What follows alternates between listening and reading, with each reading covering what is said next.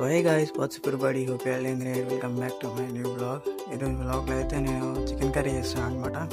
And మీకు కూడా చూపిస్తా ఎలా ఎలా చేస్తున్నాను. అండ్ ఇక్కడ ఏం తీసుకున్నాను ఇప్పుడు నీకు చూపిస్తాను.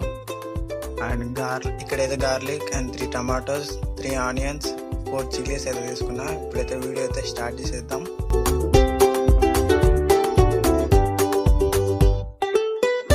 ఇక్కడైతే నేను ఆనియన్స్ని అయితే ప్లస్ సింబల్ అయితే కట్ చేసిన. అండ్ ఇక్కడ చూసుకోవచ్చు మనం దాన్ని మిక్సీ పడతాం అనమాట. అండ్ అలాగనే ఈ టమాటోస్ను కూడా ప్లస్ సింబల్ను కట్ చేసుకొని ఇక్కడ పైన ఉన్నది వైట్ కలర్ తీసేసి, అండ్ ఇది కూడా ఈ గార్లిక్ అండ్ టమాటోని రెండింటిని వేసి మిక్స్ అయితే పడతాం అనమాట. అయితే ఇక్కడ కొద్దిగా అయితే మనం ఆయిల్ వేసుకున్నాం అండ్ కొద్దిగా జీలకర్ర వేసుకున్నాం దీంట్లో. అండ్ మిక్సీ పట్టుకున్న పేస్ట్ అయితే దీంట్లో వేసేసి అయితే మొత్తం బాగా కుక్ అయితే వేసుకోవాలన్నమాట మనం ఒక 20-25 మినిట్స్ వరకు.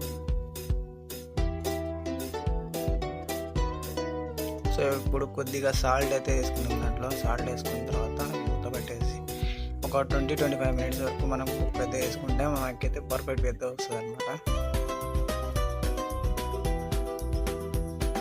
సో 25 మినిట్స్ తర్వాత మనం మూత వేసేసి ఇక్కడ గార్లిక్ టమాటో పేస్ట్ అయితే దాంట్లో వేసుకొని ఇది కూడా ఒక 20-25 మినిట్స్ వరకు అయితే మనం కుక్ చేసుకోవాలి.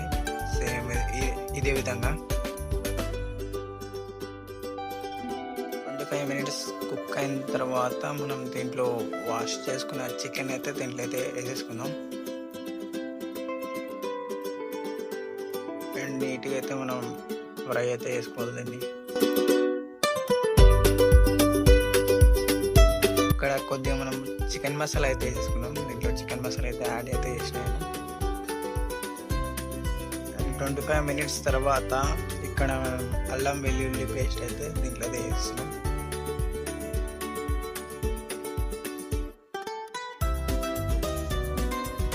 వీటిని బాగా మనం కుక్ అయితే చేసుకోవాలన్నమాట.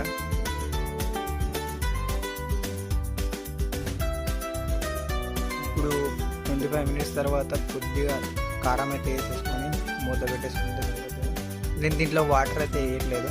నాకు వాటర్ నచ్చదనమాట, నేను వాటర్ అయితే వేయను. ఇలాగనే కర్రీ గ్రేవీ అయితే చేస్తున్నాను అనమాట. ఫస్ట్ టైం అనమాట నేను కూడా ఈ వీడియో చేయడం. సో ఫైనల్గా అయితే మన చికెన్ కర్రీ అయితే దగ్గర అయితే వచ్చింది, కుక్ అయితే అవుతుంది. ఫైనల్గా అయితే మన కర్రీ అయితే నీట్గా అయితే రెడీ అయితే అయిపోయింది. మీరు చూసుకోవచ్చు. Thank you for watching.